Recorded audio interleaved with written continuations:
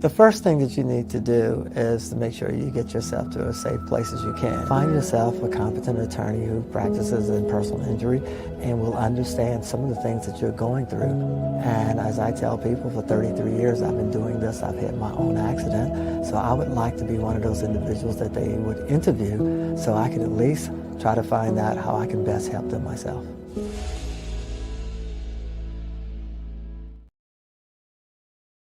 What happened was a machine came down, clamped both of my hands down, and had removed 6 digits. So I was in a bad situation. I didn't know what else to do, and I knew I needed some type of help, so I called a G law firm. They gave me confidence throughout the whole case that everything was going to be fine. They're not only lawyers, but they are family. Call the G law firm. I did.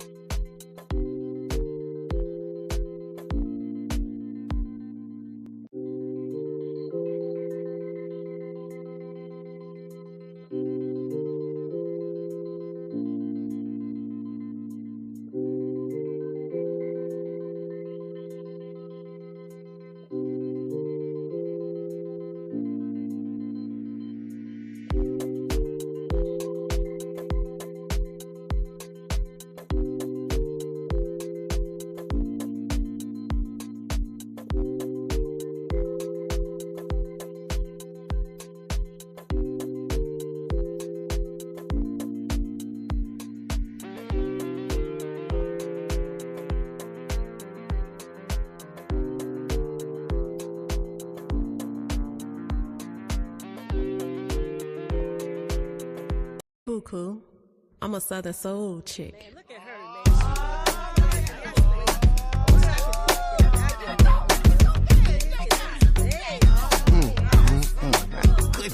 Say, oh Lord, oh Lord, oh Lord.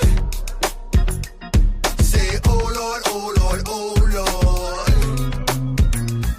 Lord. One day I was eating sweet potato pie. They ain't putting in work and she caught my eye. In the country, so you know your boy had to try. Where they be hunting, fishing, cooking, oh my. So I asked my homie, yo, who she be? He said the drinks cost money, but the honey is free. She don't play no games like a one-night stand. And if you get her phone number, you a heck of a man. That girl, holy boy, body right like a scripture. She cook like a mama, and she dance like a sister. Say what? Say I'm a bad trick and tell her who I am. Say, oh Lord, oh Lord, oh Lord. I'm one of the bad father muckers to ever do it. So shit. You wanna party with Sam? Hold up, she let me finish my claim. I know this bad father mucker, and we one of the same. Now enough about me, it's time to get to the bag. Now she rolling with this kid, to this day I'm glad that. So I asked my homie, yo, who she be? He said the drinks cost money, but the honey is free. She don't play no games like a one-night stand. And if you get her phone number, you a heck of a man. That girl, holy boy, body right like a scripture. She look like a mama, and she act like a sister. Say what? Say I'm a buy a drink and tell her who I am. Say, oh Lord, oh Lord, oh Lord. I'm one of the bad father muckers to ever do it. So shit. You wanna party with Sam? Hey mama, come show me something. Make your boyfriend jealous. Make your boyfriend jealous. Baby, her baby daddy getting jealous. Her baby daddy getting jealous. Piano man. You wanna party with Sam?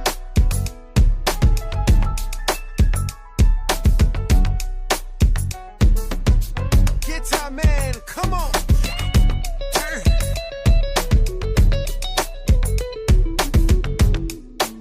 And she is some soul shit.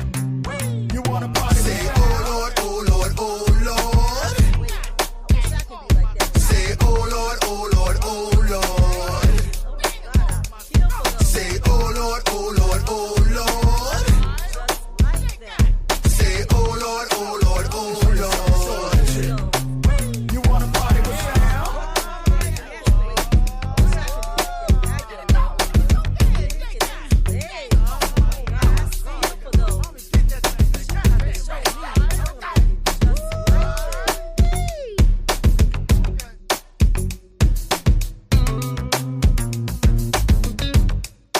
I'm one of the bad father muckers to ever do it. Hey, Buku. I'm a Southern Soul chick.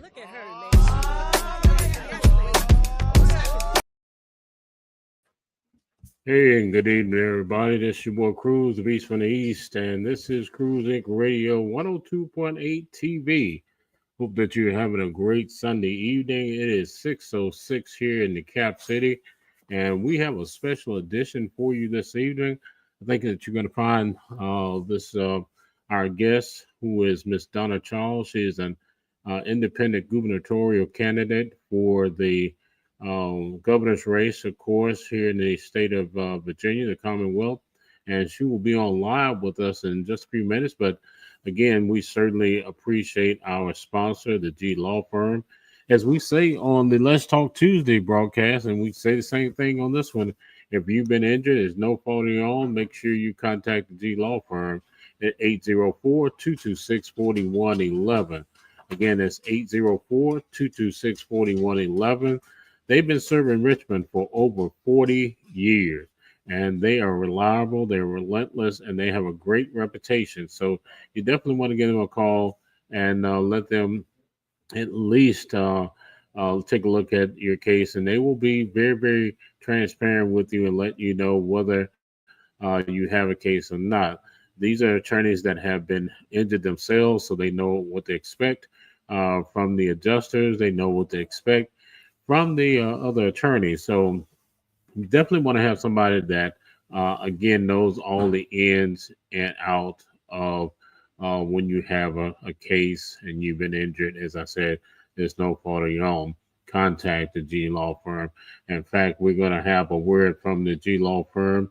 We certainly appreciate them, again, being not only our sponsor here on the television, but also our sponsor for our radio show, which is Cruise Inc. Radio 102.8, and you can dial in 24/7 at cruiseinkradio.com.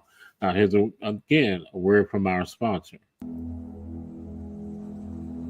The first thing that you need to do is to make sure you get yourself to as safe place as you can. Find yourself a competent attorney who practices in personal injury and will understand some of the things that you're going through. And as I tell people, for 33 years I've been doing this. I've had my own accident. So I would like to be one of those individuals that they would interview so I could at least try to find out how I can best help them myself.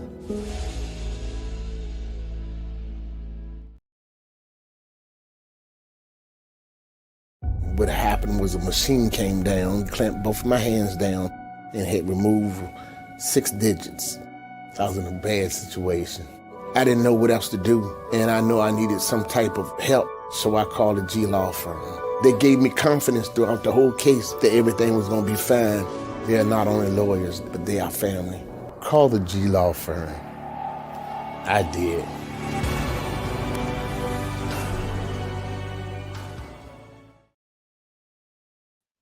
All right, everybody, we're back, and once again, it is 6:09 here in the Cap City. We're glad to be here with you this evening. Hope that you have been enjoying this beautiful weather. Yeah, it's been a little warm. It was 86 degrees currently, and there's plenty of sunshine and a lot going on here in the Cap City. They had the Richmond Jazz Fest that's going on. There was the down in Carriage, if I'm not mistaken, there was the Watermelon Festival. So this is a great place to be. The Cap City, RVA, this is, again, your city, and we're glad to be a part of it. As I mentioned to you when we first came on, we have a young lady that has been going from one end of the Commonwealth to the other end of the Commonwealth, getting her message out, letting people know about her, and she's running for governor for the Commonwealth of Attorney. You all just only thought perhaps it was 2, but let me tell you about this person. In fact, I'm going to let her tell you a little bit about herself. Hold on just a second. Check this out. I'm the independent candidate running for governor of Virginia. I've spent over 20 years of my career in national security with a significant amount of time in counterterrorism policy and operations. It's given me a very strong appreciation for the work our law enforcement partners do on a regular basis to keep us all safe. We can all agree that public safety is paramount. Without it, our communities suffer, and our neighbors pay the price. No one should have to live with criminality or lawlessness. It ruins livelihoods, it damages community bonds, and it hampers economic growth and development. My Safer Virginia plan focuses on a victim centered approach. That means victims of property crime, financial crime, or violent crime will be prioritized for access to justice, rehabilitation, and restoration. And that includes remuneration wherever possible. Being tough on crime means that we hold criminals accountable and prosecute them to the fullest extent of the law at every turn. It doesn't mean that we violate their due process rights, but we have to ensure that victims are not left behind. My Safer Virginia plan will increase staffing, training. All right, everybody. I just want to give you a little bit of sample of what you're about to be in for the next 45 minutes or so, because we have in the studio, well, it's not quite in the studio with us, but as our special guest this evening, none other than a independent gubernatorial candidate for the Commonwealth of Virginia. Welcome to the show, Cruise Inc. Radio 102.8 TV, Miss Donna Charles. What's going on, ma'am? Hi, can you hear and see me okay? I could hear and see you just fine. Great. How are you this Thank you. evening? I'm doing well, and thank you so much for having me. Sorry I'm a bit tardy, but I'm so excited to be on your show again. Well, nobody knew you were tardy for the party, so it's all good. I told them myself, okay. Yeah, we totally learned how to filibuster around here. You know, we watch enough politics, CNN and NBC, all that, and we learned the tricks of the trade. Absolutely. It's so great to see you, Cruz. Thank you. Well, it's great to see you as well, and we certainly appreciate you taking time out of your schedule because we know that you're extremely busy. This is go time. It has been go time for you, but it continues as the days and hours continue to move forward. You are in that what we call in the football vernacular, the 2-minute drill. Yes. So absolutely. I know we got a sound bite of who you are, but Donna, tell us who Donna Charles is. Well, Donna Charles is a proud Air Force veteran, a proud former civil servant, and a daughter of the United States of America. I was born and raised in Queens, New York, but I've made Virginia my home because it is the best place in the country to live.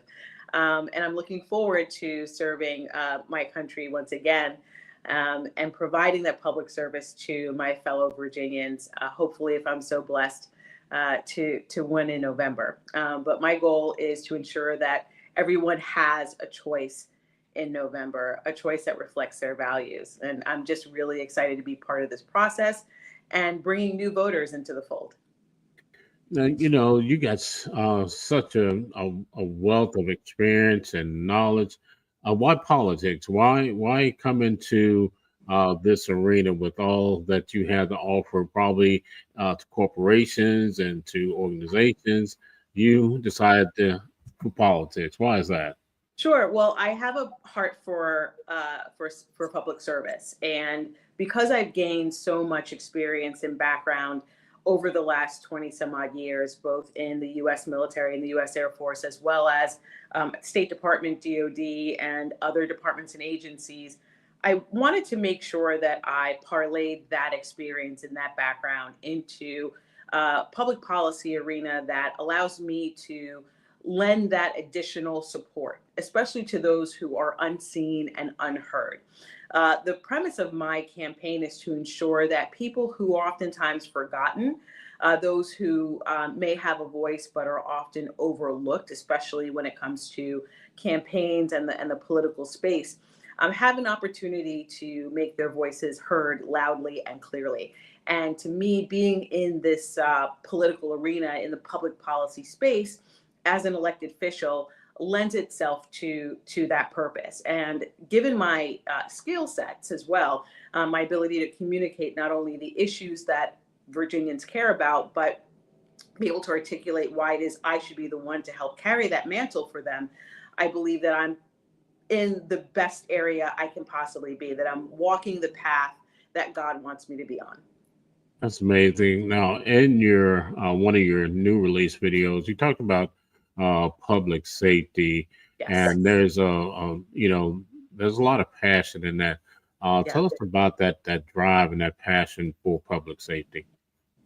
One of the things that I think is important to understand is that the political space should really be about balance, and it should be ensuring that you are delivering for what your constituents or your future constituents really want and need.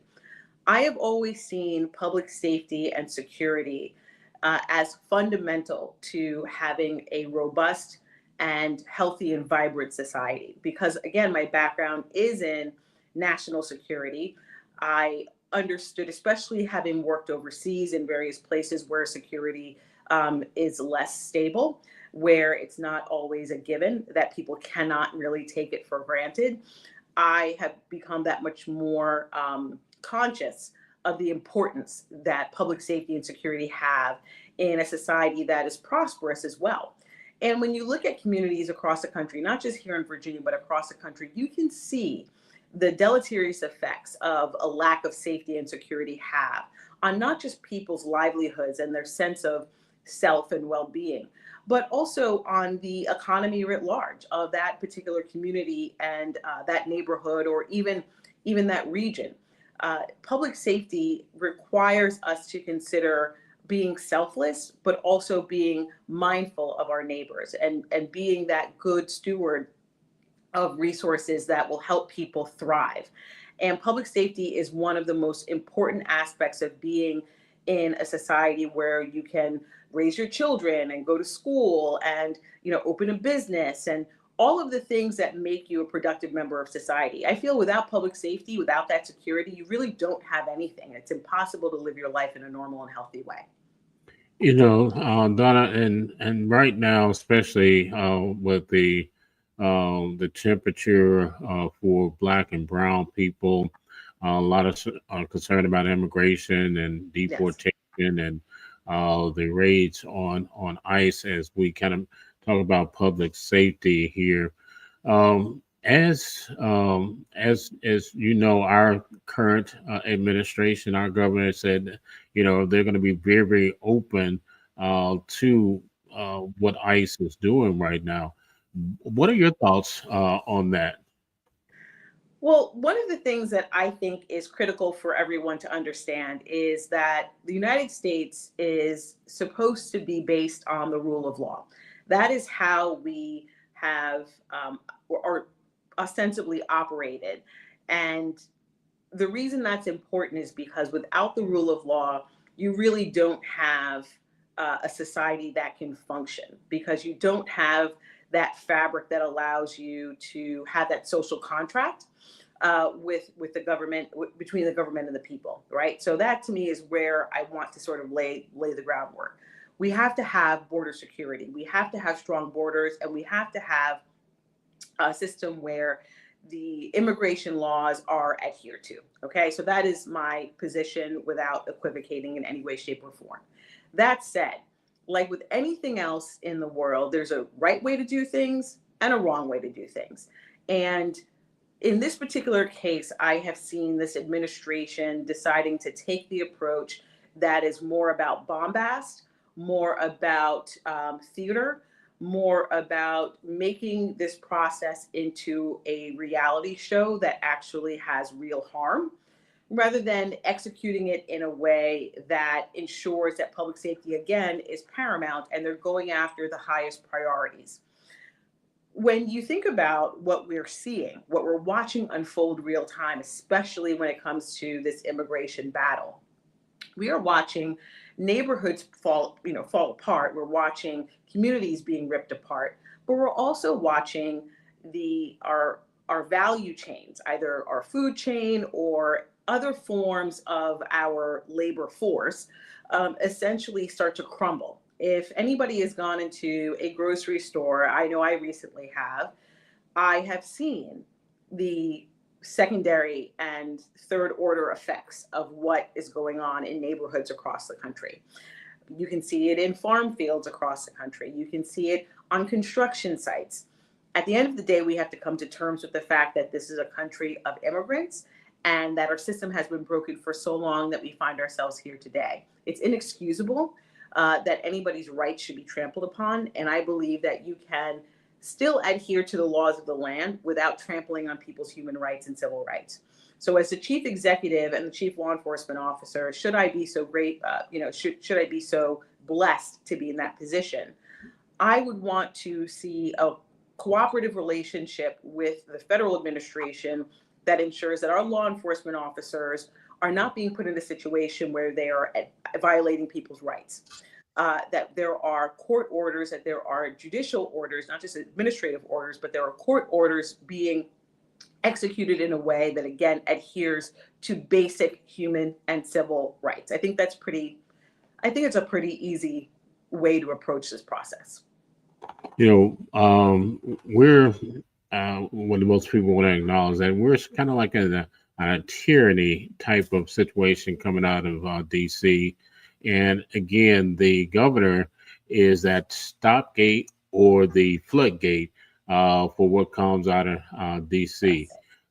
In terms of your administration, would you stand up to the I don't have to be careful here because this is my freaking show, and we're not going. But would you stand up against the current president, especially if it's something that's going to be detrimental to the Commonwealth? What would be your stand in that matter? Sure, and again, I don't know how many people know this, but I've had the opportunity being a detailee in the first Trump administration. So when I was working at the State Department, I worked in the first Trump administration for a year as a detailee from the State Department. I was a director for counterterrorism, and I was there for a full year. And unlike a lot of my other counterparts, I managed to last the entire year as a detailee in the first Trump White House because I focused on the mission. I focused on the job at hand. And by doing so, I was able to keep the work and the mission as apolitical as possible, which I believe served me very well. And so when you come back to the question that you're asking me, how do I stand up to the administration? I ensure that I'm putting the needs and the priorities of Virginians first. And by doing that, I can make it abundantly clear that having a cooperative relationship with the federal government means that we are all on the same page about adhering to the letter of the law, adhering to the rules, regulations, guidelines, and statutes that are put before us. And if we're all on the same page about following the rule of law and ensuring that human rights and civil rights are top priority, we should not have a problem because public safety, human rights, civil rights, all of those things can be addressed and can be upheld without necessarily having an adversarial relationship. But be clear about this when it comes to my position. I will do everything I can to protect Virginians. I will do everything I can to protect what we hold dear here. Semper Sectarianus is the motto of the Commonwealth of Virginia, and that is something that I will hold close to me as I engage the administration on any issue that requires Virginians to be put first. Just in case, everybody doesn't know quite that Latin phrase, can you break that down for them, please? Oh, yes. And thus to tyrants. It's essentially the motto of the Commonwealth of Virginia, and it means that that tyrants will not be allowed to flourish, take hold, and overtake the Commonwealth and the people of the Commonwealth. And I think that's a wonderful motto. Absolutely. And if nobody's ever paid attention to the state seal, you need to pay close attention to that. Go look up the history. Yeah. The history of it is fabulous. Yeah. Absolutely. So again, we're into this era where hopefully people will continue to have the opportunity to research the history because, everything now is, as we know, if you stand out or stand up, a lot of stations, a lot of people are feeling the heat. Yes. And this is a segue here because you are a young lady that you felt the heat before. In fact, if I'm not mistaken, it was in September 27th, 2023. You Yes. were before the House of Representatives, the subcommittee on counterterrorism, law enforcement, and intelligence community. And there are some things that after you were before the U.S. House of Representatives, that things took a little bit of a turn for you. And we want to talk about that because people need to know Yes. that you're not just somebody that, we know you're super intelligent, great smile, but that you have the wherewithal to stay in the heat of the battle.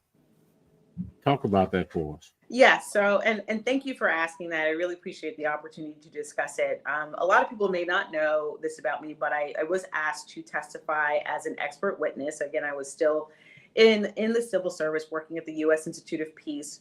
And my background, my extensive background in counterterrorism in Africa, made it such that I was asked by name to testify about the terrorism threat emanating from sub-Saharan Africa, and specifically if and how it affected border security in the United States, and just if it, whether or not it posed a threat to U.S. persons and interests in the homeland. Mm-hmm. And so I was happy to do it just because, again, I do have that extensive background in history, and it's not something I really needed to do a whole lot of research. I've retained a lot of information from the decades worth of work I've done on counterterrorism operations and policy, but I also realized that I had to provide this testimony in an unclassified setting. And so that was something I felt very comfortable doing. But I also realized too that my goal would be to be truthful and to reveal as much as I possibly could without stepping over the line of providing classified information. And anybody who watches my testimony will realize that I did everything I could to be as honest and forthright as possible. And I received no indication either during or after the testimony that I provided any information that was contrary to the truth or contrary to anything that anybody else would have been able to, say wholeheartedly was the correct assessment.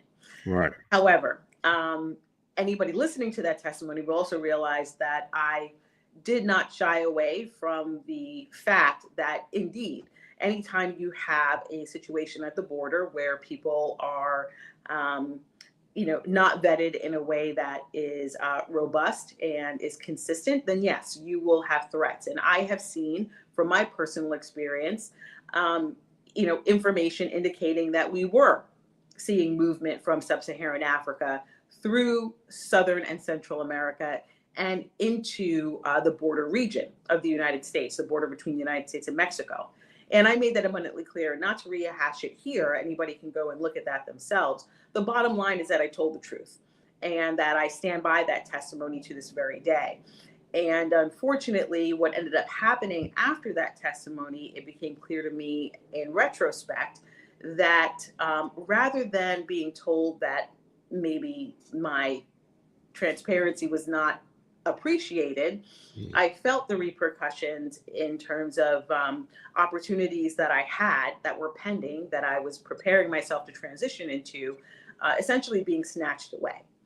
And that is something that I was really shocked, to be quite frank. I was very shocked to feel the repercussions that way, but it became abundantly clear to me in the months after that testimony that is exactly what was happening. That has to be, first of all, heart wrenching, and I printed out the documents here, and I would again tell our viewers and those that are going to be watching this later on, go and really read that document, because again, this sets for the integrity, your integrity, because anybody that's ever watched those proceedings, they know that some of the subcommittee members can be quite harsh and relentless, and for you to again come out of the heat, and still not be bitter about the process, not be bitter about the opportunities that that were before you that dissipated. So it's just incredible. Well, I mean, to be quite fair about the process itself, the lead up to the testimony, to the witness experience that I had, in the lead up to it and during, I found both sides of the aisle to be exceptionally gracious. And I think anybody watching that testimony from beginning to end will see that, I was able to answer almost all questions directed at me, unless there was something that was more of a Defense Department lane. I made sure to defer as necessary. But generally speaking, I found the entire experience of being on the Hill for that particular testimony to be quite pleasant. And even afterward, I got some handshakes from the chair, who I believe is still the chair, August Pfluger from Texas, Representative Pfluger from Texas. He's also Air Force veteran as well. And so I got some handshakes. I was able to meet members of the committee after, of the subcommittee after as well. So I didn't feel any downward or negative pressure during or even immediately after that testimony, which is one of the reasons I think what happened to me afterward was quite a shock. And just to give you in a nutshell what happened to me, it was around that time that I was in the final stages, supposedly in the final stages of transitioning to a senior executive position at the Department of Homeland Security as essentially the director of counterterrorism and threat prevention. And again, given my background over 20 years, it's quite a process to go through. You don't just sort of apply for the position, have an interview, and then go about your business. When you're applying for the senior executive service, it's rather thorough. It's rather rigorous. You go through several steps and echelons of the interview process. You have to write several narratives that are vetted not only by members of that agency, but also by the Office of Personnel Management and a board that vets your narratives as well. So it was quite the extensive process. And just to give you a very brief timeline, I had the testimony in September. I found out in October from the Office of Personnel Management that I was accepted into the senior executive service. And at that time, again, I was working at the U.S. Institute of Peace, which is sort of a pseudo civil service position, still had proximity to the civil service. And I was supposed to be onboarded and seated in that position by December of 2023. For whatever reason, the process became exceptionally protracted and delayed right after my testimony through the Department of Homeland Security. And it became clear that in January 2024, things were stalling. By March of 2024, I received a letter indicating that the particular department or the office that I was going into had reorganized and they eliminated the position.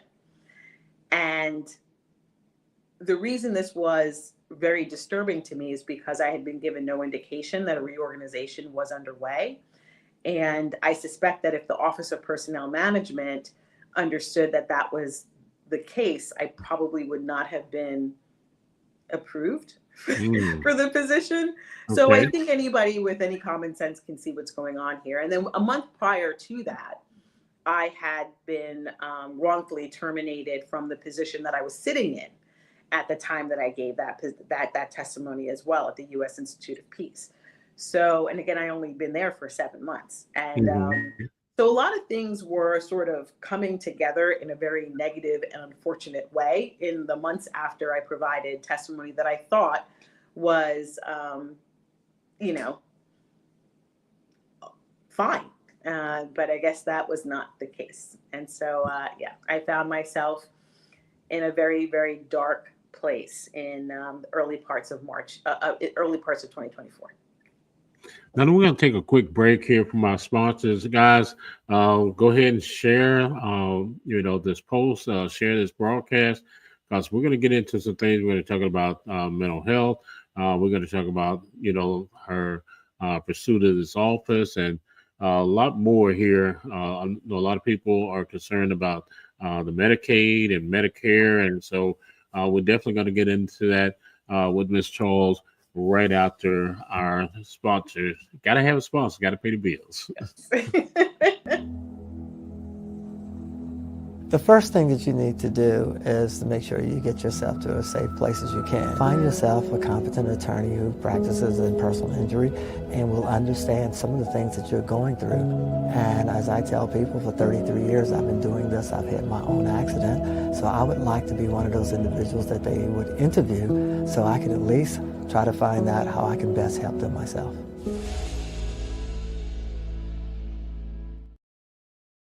What happened was a machine came down, clamped both of my hands down, and had removed 6 digits. So I was in a bad situation. I didn't know what else to do, and I knew I needed some type of help, so I called a G law firm.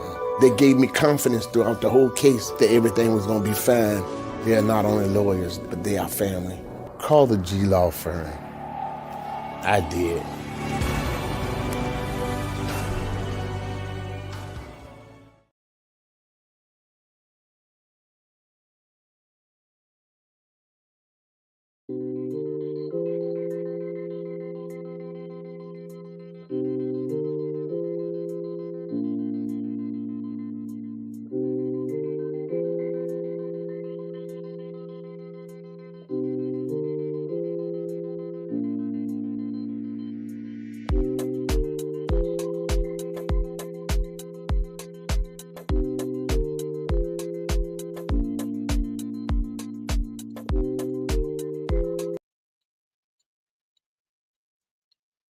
All right, everybody, welcome back. We are talking to none other than a young lady that is burning trails across the Commonwealth here and her pursuit to become our next governor.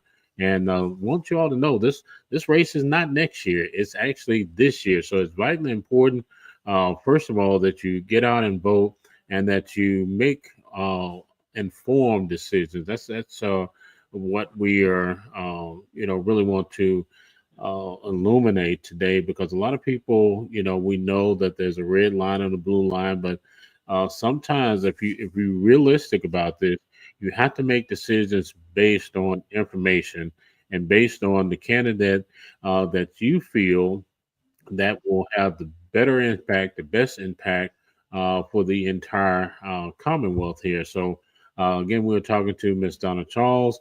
We had just finished up talking about her being before the subcommittee for the United States House of Representatives. So, we're going to kind of move it back from the national level and put it more for the regional level here. Donna, again in the clip, and if you all missed the clip, I'm gonna play a little bit more of it because this part is where she gets to talking about mental health, which is from talking to people on a day-to-day basis. Mental health is vitally important. It is crucial because we see so much, so many families that are being torn apart, and a lot of things that are going on with the mental health, uh, homelessness, and so. Let me just let Donna tell us about mental health here in terms of this video. Resources and compensation for our heroes. That includes an incentive program to help retain and support those first responders and law enforcement professionals who choose to live in the communities they protect and serve every day. Our peace officers often have to respond to scenes where an individual is experiencing a mental health crisis or may have special needs. Those peace officers have to process that scene very quickly and should have access to the mental health care professionals and counselors who are better positioned and equipped to address that crisis. And that's part of my Safer Virginia plan to ensure that our law enforcement officers and first responders can focus on the tasks that they're best trained to do while leveraging the professional expertise of people who are trained to handle some of those incidents that may fall outside of the scope of their daily duties. It's not only a better way to reduce the risk to everyone involved, it's a better way to administer our resources. Our law enforcement partners and first responders are often faced with some of the most difficult. As one, because I work, very closely in the community with our Richmond Police Department. I do ride-alongs. I respond to some of the crises. Um, I get to see, Donna, up close and personal, how mental health is impacting so many people. Not only in other areas of the country, but right here in the Commonwealth, and particularly in the city of Richmond. So your plan, again, is to bolster the mental health resources. Yes, and that's really just within the sort of law enforcement and first responder paradigm. I mean, broadly, my plan is to ensure that we not only have those resources available to those who are encountering those scenes in a day-to-day law enforcement scenario, but I'm also looking at it from a Medicaid, Medicare, cardinal care, and overall healthcare perspective. But to pivot back to your point about the mental health care issue as it relates to law enforcement and criminal justice, I believe that we have a real opportunity to kill a couple of birds with one stone. I think having a cadre, and I'm already seeing it happening in municipalities all over the Commonwealth. I have seen that clinicians and counselors and people who have mental health care credentials are being leveraged by law enforcement professionals in those spaces to ensure that some of these encounters do not necessarily need to end in a very terrible or tragic way. So I'm proud to see that that's already starting in municipalities all over the Commonwealth. But I would love to see it institutionalized. I'd love to see it standardized, harmonized, if you will, throughout the state, meaning that it doesn't become a situation where you have pockets of law enforcement organizations that are leveraging this capability and others that are not. It would be great to see this to be a common practice, a common operating picture or standard operating procedure in law enforcement organizations all over the state and at all levels, so local and state as well. And it's one of the reasons I think that we need to have a serious discussion in this country about the mental health care challenges that people are facing, whether or not we are doing right by our communities and our neighbors by not plussing up those resources, not just for law enforcement personnel and for first responders, but also when it comes to access to healthcare writ large. The fact that we see gun violence issues and a lot of other issues sort of shrugged off as, well, we need to expand access to mental health care. And the next thing you know, you have lawmakers reducing access to health care, which mental health care is a part of, is mind-boggling, and it's the type of narrative that I want to break free from. It's one of the reasons I made that a feature in that particular ad. It's amazing. The first interview that we did was on Let's Talk Tuesday, and we had some guests in the audience, and there was a particular gentleman there. He wanted to know more about the health, especially health insurance, because he was going through a situation with his spouse, and there were some things that occurred, and it was because of the lack of funding for certain healthcare.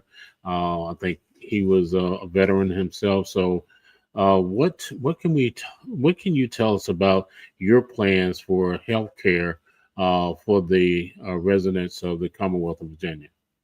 Well, you brought in two important elements. The first and foremost, our veterans are oftentimes facing issues, and again, this is something that is near and dear to my heart as a veteran.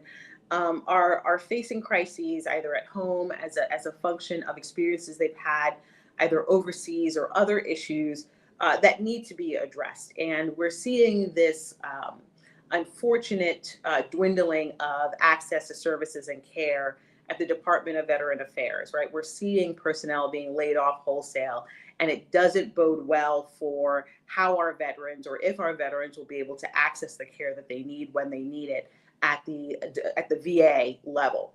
And so, as the chief executive of the state, one who also has some primacy over how health insurance is administered and is regulated in the Commonwealth of Virginia, I can commit to the people of Virginia that I will do everything I can to expand access to healthcare, to include mental health care, and ensure that that coverage is there.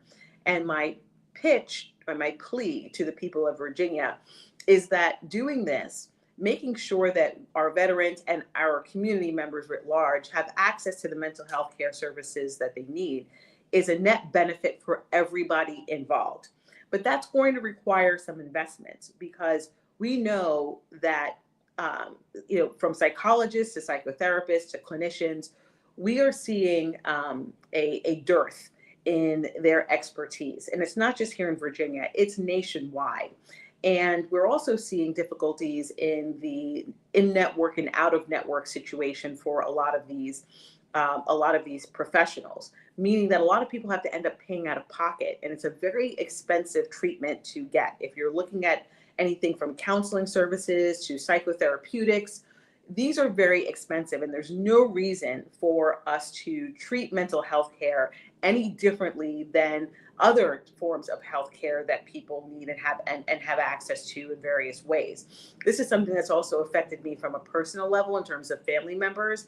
And so I treat it with a level of sensitivity from somebody who's actually experienced having to help family members and friends who are facing mental health crises. So with that, you have my word to look at every possible avenue for expanding access to mental health care and ensuring that we can recruit those professionals who can work within the Commonwealth.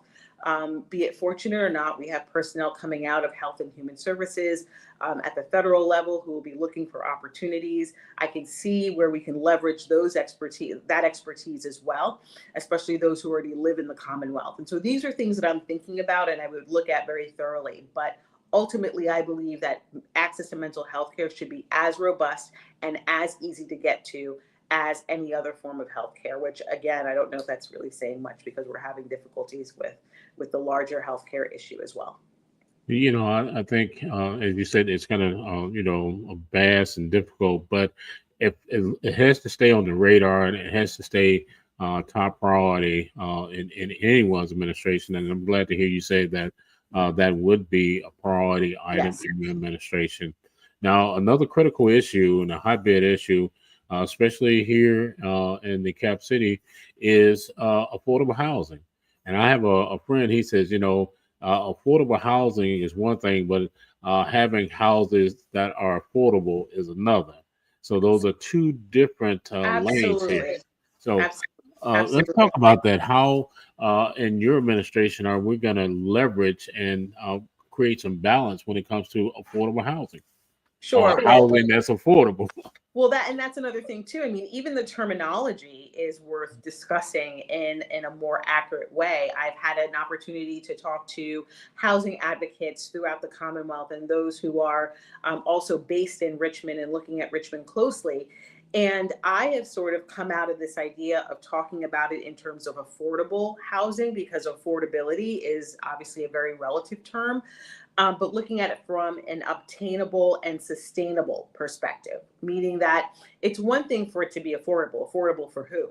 But having housing and having access to housing that is obtainable and sustainable is the key. That's going to be the biggest hurdle that I think we have to overcome. And I'm looking at this issue, this housing issue, from two different lanes. The first lane is dealing with the acute housing issue, meaning those who are in crisis, those who are on the precipice of being unhoused. And then you have the other area, the policy area, when we're dealing with things like rent and housing stocks, and why it is that we're seeing a massive increase, a skyrocketing rate of rent all over the state, and why we're seeing it more and more difficult for first-time home buyers to achieve that American dream. And so these are, in my mind, two separate but related issues. And I'll start off with the latter, because that's really, I think, the crux of your question. We are dealing with corporations and housing lobbies that have been quite relentless in ensuring that the work that they're doing to swallow up housing stocks all over the state and all over the country is done at the detriment of people who are trying to keep houses, keep a roof over their head.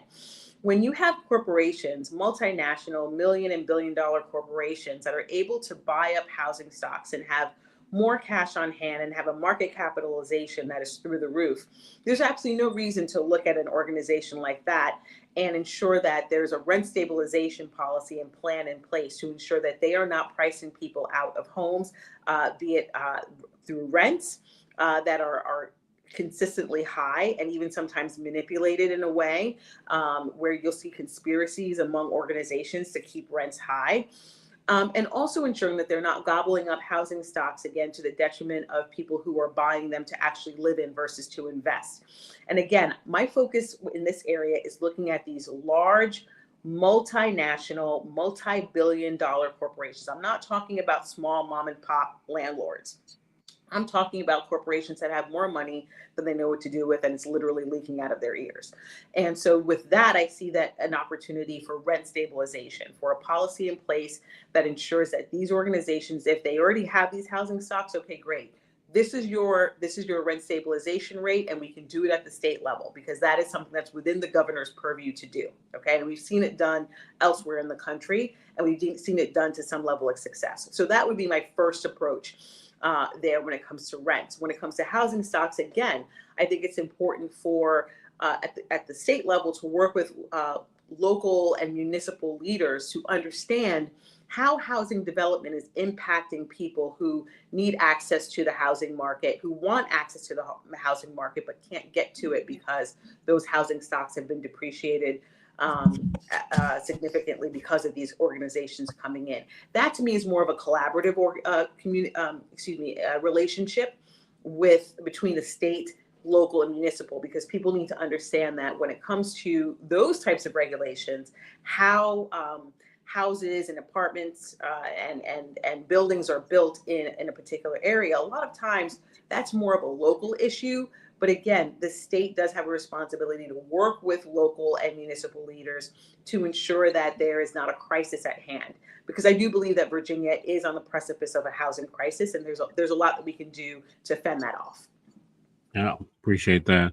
I want to say to those that are watching or those that will be tuning in later, catching the after shows of the podcast here. If you have a question, you can go ahead and put your questions in the comment section, and we will be glad to take a look at it. And again, if it's something that is relevant to our discussion tonight, then we will certainly put it on the screen and ask Ms. Charles if she would be so kind to respond to it. Again, I always say this: treat people the way you want to be treated. And on this show, I don't get the shenanigans. I don't play that. So if you come with a question, make sure that again it is relevant to what we're talking about, and that it's respectful. So what I want to shift to now, Donna, in our last few minutes here, is talking about business opportunities, economic growth, especially for people of color. What is your vision in your administration for that segment, and especially in these economic times? Sure. And that's a really good question. You bring it up. It's quite timely as well. We are seeing, again, the early days of the downward pressure, the economic downward pressure on the Commonwealth of Virginia. And Virginia has, for quite a long time, enjoyed a very robust economy. And again, because we are highly concentrated in the government and defense sector, we have seen growth time and time again. But we are seeing very unfortunate and alarming statistics. In January, our unemployment rate here in Virginia was about 3%. And we have seen that unemployment rate increase to 3.5% over the last 6 to 7 months. And that's an alarming rate of increase. And if the trends continue the way they are, we could reasonably see an increase in the unemployment rate here in Virginia to maybe a percentage point, if not higher, over the next in the next year.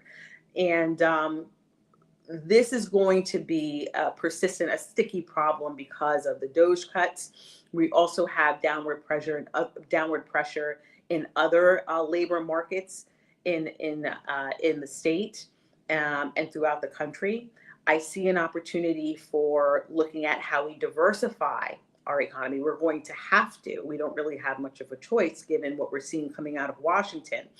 And by diversifying the economy, we're going to have to think very carefully about how we encourage small and medium enterprises to not only hire locally and ensure that they have the infrastructure and the cooperation with the state and local governments to do that. But we also need to ensure that people who are looking to start their own businesses are well supported. That is where I think at the state level and also working with the local level that we will have to really build out the infrastructure for the supports that are needed in terms of access to grants. Small business lending will have to be amplified, and ensuring that we're also looking at opportunities for what I call upskilling and reskilling. Upskilling and reskilling, again, these can be done through vocational organizations, through the trades. We have a lot of opportunities coming in the ICT or the information and communications technology sector. But there are a lot of people that are coming out of the labor force right now who are either willingly or unwillingly doing it. And these are people who have decades of experience in their various fields. Why not recruit these individuals to work within various hubs, I would call it, throughout the state to create upskilling and reskilling centers where we bring people in who may either be chronically unemployed or who are looking at opening a small business themselves, to leverage the expertise of these individuals that are coming out of maybe the federal workforce or maybe want to come out of retirement or want to delay retirement for whatever reason.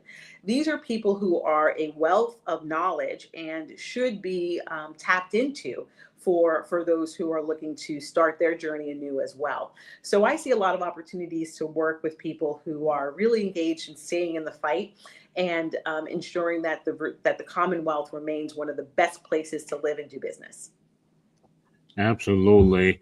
And I'm going to narrow it down just a little bit because I know living here in the South Side, especially South Side Richmond, the residents most time feel that this is the forgotten community. It's, we don't have a major, it's kind of like a food desert, not kind of, it is a food desert. And, health is important. And you have to have nutritious meals, in terms of our health and everything. So let's do some micromanagement here about the South Side. What would be your push to, again, get us more resources here in Southside, not just grocery stores, but again, going back to economic growth?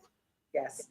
So I see what I call a whole of society approach to addressing issues related to not just food deserts, but even if you want to expand it out, some of the lack of economic growth and development opportunities in certain areas of Richmond, as you mentioned specifically the South Side.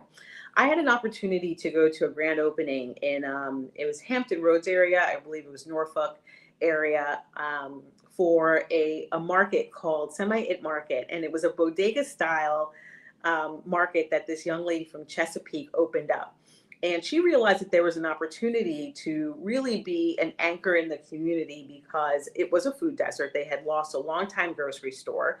And there were a lot of people in the community who don't have cars, who cannot travel that far to the nearest grocery store. So she saw an opportunity and is providing a service to her neighborhood where she's not only providing fresh fruits and vegetables, and she's also looking at expanding her enterprise where it's not just fresh fruits and vegetables that she's getting from local farms, but she's also looking at using some of the land behind her market to actually create a community garden, and a garden that she would be able to leverage for her food stocks for that neighborhood.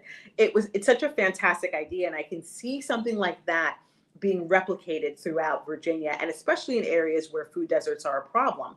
And one of the conversations I had with her about her journey into doing something like this, sort of opening a fresh market bodega style business, is that she experienced, again, hurdles getting the capital that she needed to start this business. And when I look at how important it has become to the community, how people were walking into and out of the store, they had their tote bags, they were getting sweet potatoes and onions and lettuce and greens and all these wonderful things. And I saw all these opportunities, I'm sure she did. I said, this can be something that, becomes a staple, becomes an opportunity for people throughout Virginia who are experiencing food deserts. But I see an opportunity as somebody who wants to be the chief executive of the state to ensure that that access to capital does not become the barrier for somebody who sees an opportunity to start their own business, to serve their community, to help feed their community, and feed their community the healthy and fresh foods that make everybody less chronically ill over time, right? So I see that areas like Southside, there are people who I know really appreciate horticulture and gardening and having community markets and having community gardens. Why not incentivize that kind of model? The one that I saw with Semi Market, incentivize that, creating a combination of grants and loans that allow people to be, again, anchors and staples of their community, and creating that opportunity for people to own their own businesses as well. So I see that as a great opportunity for an area for Southside, and also community gardens too. I know I'm talking a lot, but this is another idea I have for the kids. So what I love the idea of children at a very young age. I was a Girl Scout, and so I loved every opportunity I had to learn about my environment, learn about, agriculture and horticulture. Why not allow children in the community, especially as part of maybe their public school curriculum, to have what you would call sort of that wild and outdoor education, where they're also part of the community gardening experience? I don't see any reason, when I see all of these abandoned buildings and parking lots, why not turn them into urban gardens? Why not allow the public schools to kind of create that as part of their curriculum, so that kids at a very early young age learn about the value of not only growing your own food, but knowing where your food comes from and why it's so amazing to have that capability. And so those are some of the ideas that I have. I know that I'm like all over the place, but I see these as wonderful opportunities for business and enterprise in the neighborhoods as well. I'm smiling because my aunt, who is Dr. Victoria Proctor, she and I were having a conversation about this very thing just before we went on air, and she's an advocate, and I'm gonna bring her on the show so she can talk more about how just this very thing about, again, creating opportunities where we grow our own vegetables and healthy fruits, and that how all this ties into us becoming, especially as African American people of color, becoming more healthier. And because we have food deserts here, we eat too much processed stuff. We don't get the right amount of vegetables. So why not start taking some of this land that we have and growing our own? If you want, like she told me today, you wanted corn, you can go out there and get your own corn. You want trees, kale, whatever, you normally would go to get. And Cruz, it's going to actually have to be, I mean, not to be cynical and not to make a joke of it, but I don't think we're going to have much of a choice here pretty soon, because the way our food chain is being disrupted by a lot of this nonsense going on with these ICE raids, we're not going to have a choice. I mean, you better get some soil and some fertilizer and figure it out, because it's going to be tough times ahead if we keep down this road. So get a shovel. Well, and I want to allot time, because I know I've taken you across the. No, I'm enjoying it. I'm enjoying the conversation. But I want you to, spend this time talking to our audience, and again, those that are watching now, those that will be, and let me say this: if you're just now getting near the end of this and you missed the beginning, you'll be able to go to Cruise Inc. Radio 102.8 TV on YouTube, and you can see the entire broadcast, from beginning to end, because there's been a lot of vital information, a lot of information that Ms. Charles has, gone over, that I think is going to be crucial And when it comes to making that decision, come November the 4th of this year, we got to continue to get our young people engaged. We got to get people that normally say, "Oh, my vote doesn't count," and everything. Yes, it does. Yes, it It, does. it really does. So uh, Don, I'm gonna give you this opportunity to. I'm gonna loose you and let you go now, and go any direction you want to go in at this time. Sure. Well, I wanted to piggyback off of the points you were making about, your vote and your power, right? We are at a time where it has become abundantly clear that our power is in our capacity to engage in the civic process. That vote is extremely powerful. And I implore anybody, regardless of what your political stripe, your political inclination, what your political leanings are, exercise your right to vote. And I realize that sometimes there are hurdles in our way, sometimes administrative, sometimes legal. If you can overcome those hurdles, please do it. Don't sort of take away your own power. Don't dim your own light. Make sure you're paying attention to not only the process but who's involved in the process. Do your research on the candidates. Understand where they stand on the issues. Observe whether or not these are individuals who are coming into your community just asking you for a vote, or if you sense that there will be a long-standing communication and cooperation process with that particular official, should that person become your chief executive or your local official. And ultimately understand that your capacity to make a change in your own life is very real, especially this year. I think people need to consider that what is happening coming out of Washington and what is happening in I think, what is it? It's only been it's only been 7 months since this administration has taken power. We are seeing a wholesale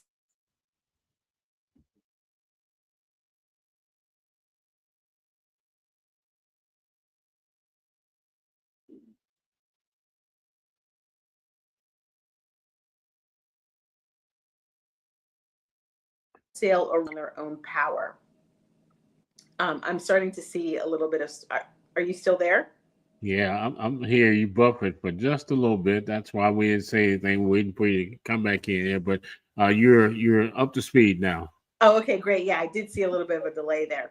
So, to make a very long story short, I do think that people should consider how this particular election will touch their lives, because again, the governor is going to be the one that stands in the gap for you. The governor is the one who is supposed to stand in the breach for your rights, but is also going to make a lot of decisions that touch your life. So if you or somebody you know is on Medicare, is on Medicaid, is on SNAP, also your kids and school lunches, and your children and access to childcare and after school services, and the list goes on and on. The governor is going to be the one now that has to determine, based on the budget projections, do I have the capacity, the political will, the wherewithal to fill the gaps that are created by the federal government? So who you elect is absolutely critical to your day-to-day life, especially if you depend on any of these programs, especially if you depend on Cardinal Care, if you depend on EBT. Think very carefully about the people and what their lived experiences are, and whether or not they'll be able to understand that taking away that benefit from you can be a matter of life or death. So please register to vote. Remember that early voting starts September 19th. The registration window closes October 24th, and election day is November 4th. These are important dates to remember. Early voting starts September 19th, registration closes October 24th, and election day is November 4th. And that registration window, by the way, October 24th, that is the same window you have to apply for a mail-in ballot.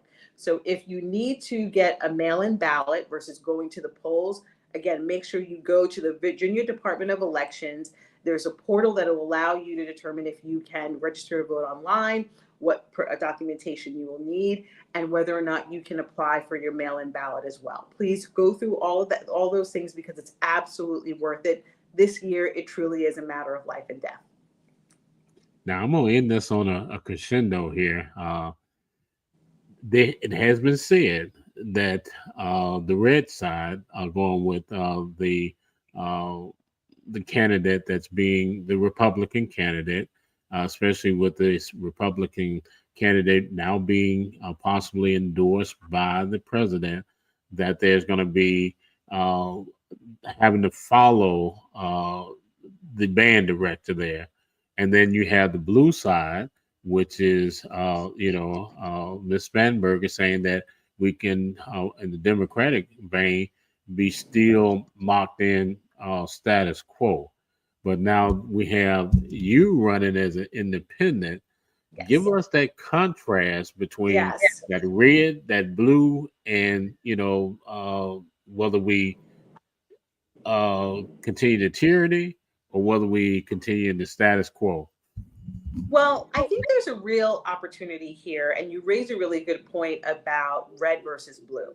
If anybody's paying attention to what's going on in Texas right now and this gerrymandering arms race that's been kicked off by the president asking the Texas governor to redistrict elements of certain urban areas to give Republicans an advantage for the 2026 elections, I think it gives us a window into what our future looks like. If we continue down this path, be it red or blue, you have a partisan governor, regardless of what side you select, who will end up becoming wrapped up in this process, right? Of redistricting and redistricting and prioritizing redistricting and gerrymandering over the needs of people within his or her state.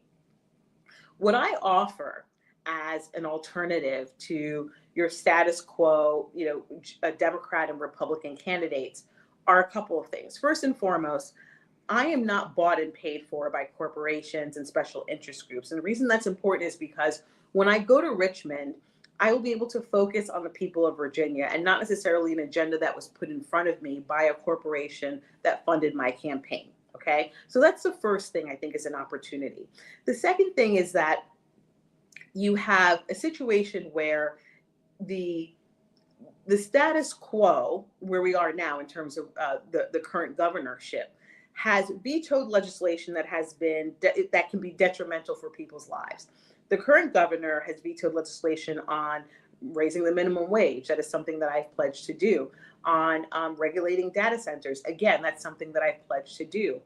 But when you look at the other side of the aisle, it's not abundantly clear that the Democratic candidate is going to work at a 180 of where the Republicans are, meaning that the current Democratic candidate, while she has said publicly that she would raise the minimum wage, this candidate has not, Abigail Spanberger has not or did not co-sponsor legislation during her last term to raise the federal minimum wage. And this is important because the federal minimum wage is only $7.25 an hour.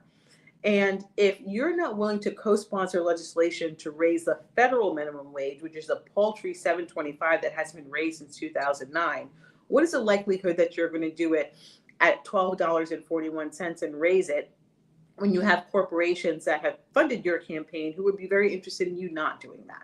Okay, so those are the types of issues that I think are important for people to research, understand what their options are, who it is that is running for office, because there are a lot of people who don't even actually know these individuals and what their records are, and determine whether or not this person is going to stand in the gap and stand in the breach for you, your family, and your livelihood. And that's what makes me different, because I have made open commitments to not only raising the minimum wage, expanding access to healthcare, ensuring that people have reliable, accessible, obtainable, and sustainable housing, but also ensuring that we diversify our economy to provide the economic opportunities for not just the wealthiest among us, but for people who live in Southside Richmond, right? And I've been there. I've been to that neighborhood, and I go back over and over again, because at the end of the day, you need to have somebody who will not just come and court your vote once, but will come back over and over again. And my pledge is to get throughout the Commonwealth of Virginia, to go out to Southwest, to Bristol, to Big Stone Gap, and other locations. And the only thing that I ask for one more second, if I can implore the listeners, is to go to donnaforva.com. go to my website, look at my platform, and determine whether or not you see an opportunity to course correct this political morass that we're in right now. If we have an opportunity to change course and for your voice to be heard, you can have a governor in Richmond who is not tied up in political partisan nonsense.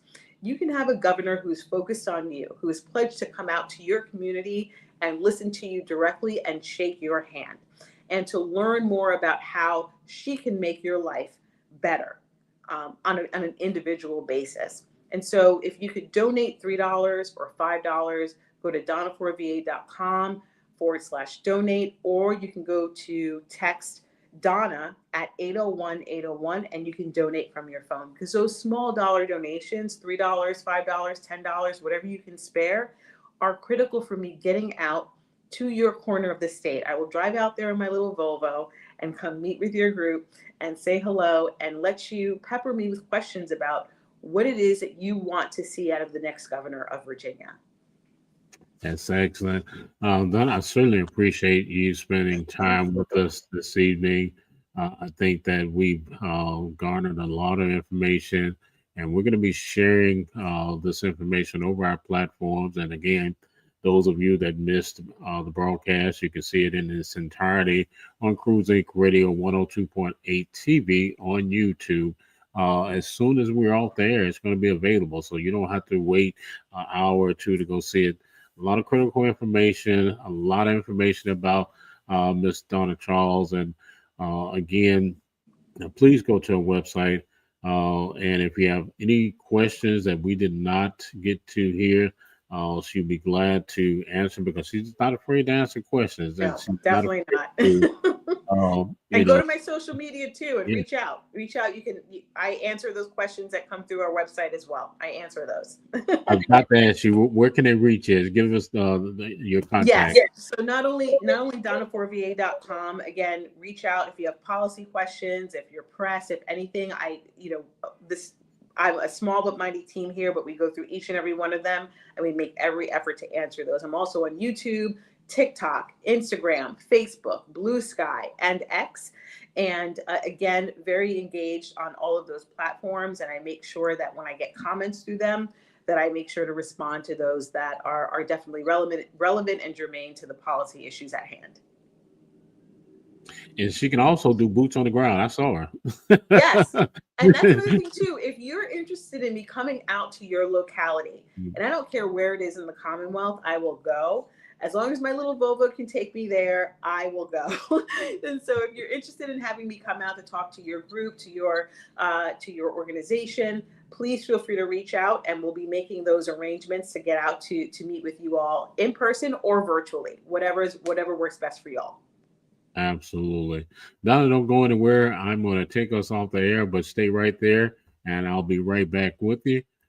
All right, everybody. We've been, again, having a wonderful conversation with the gubernatorial candidate, Miss Donna Charles.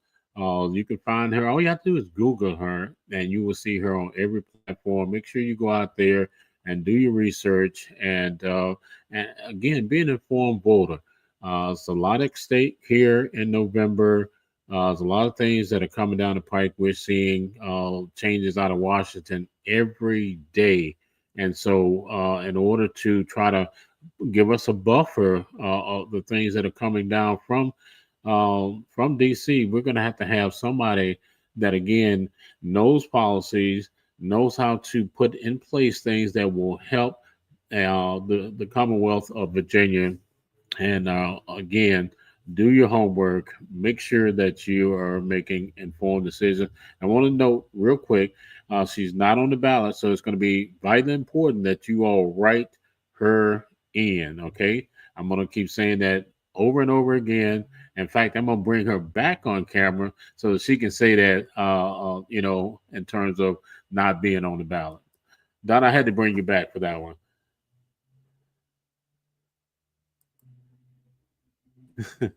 I was on mute. That was a newbie auntie type of mistake.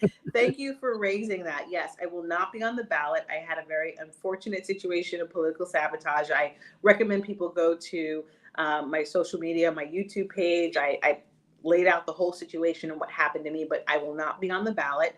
And I was disqualified because I did not have enough signatures, but that was not for a lack of trying or having them. I had a number of my petitions stolen by a political operative, I suspect, and it was reported to the police. But all that to say, I decided that I'm moving forward. So I am a write-in candidate. I have publicly declared that I'm a write-in candidate. So you'll see on the VPAP website that it shows that I'm withdrawn, but in actuality, I am a write-in candidate. I'm active and I'm current with my campaign finance requirements. So when you see the ballot, you'll see the two major candidates on the ballot, and you'll see a blank line, and you can write in Donna Charles. And luckily, I have a very simple name like Donna Summer, King Charles. If you go into the ballot booth remembering that, you'll be great. But you can write me in.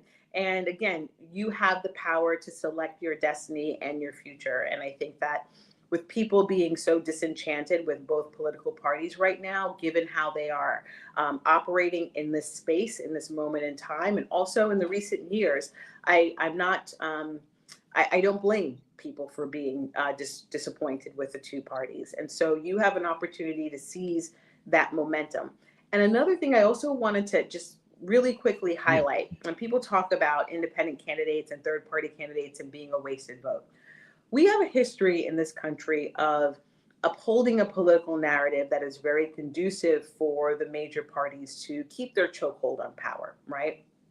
And we do also have a history of having elected independent and third-party candidates to be chief executives of the state.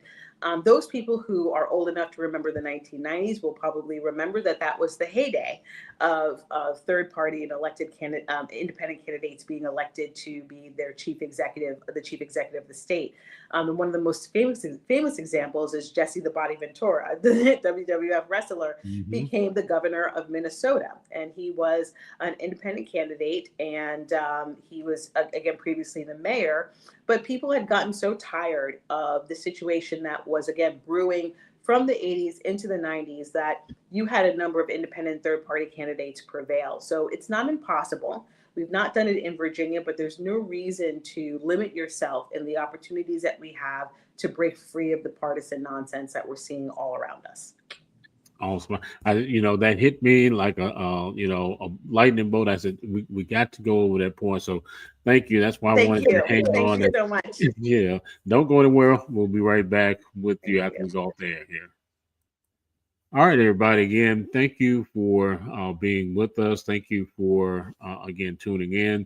Thank you to those that are going to be watching this broadcast on other platforms. We certainly appreciate you.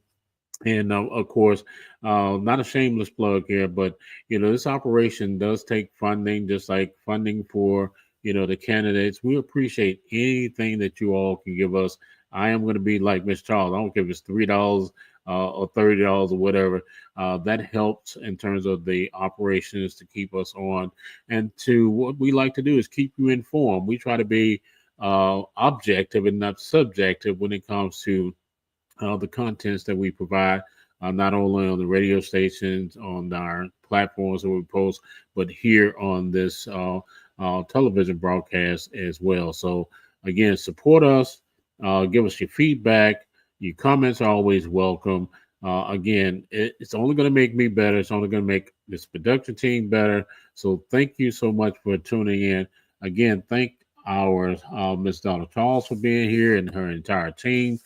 For making this happen.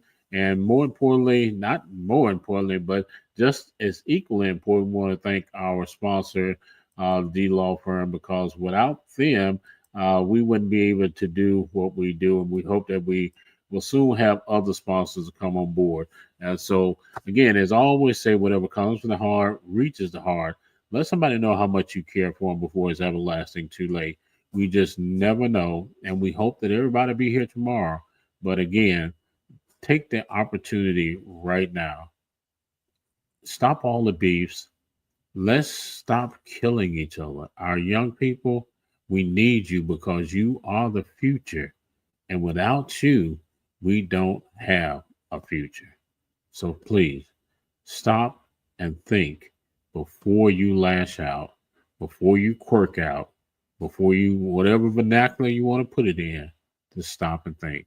Love you guys. Appreciate you. We'll see you next time.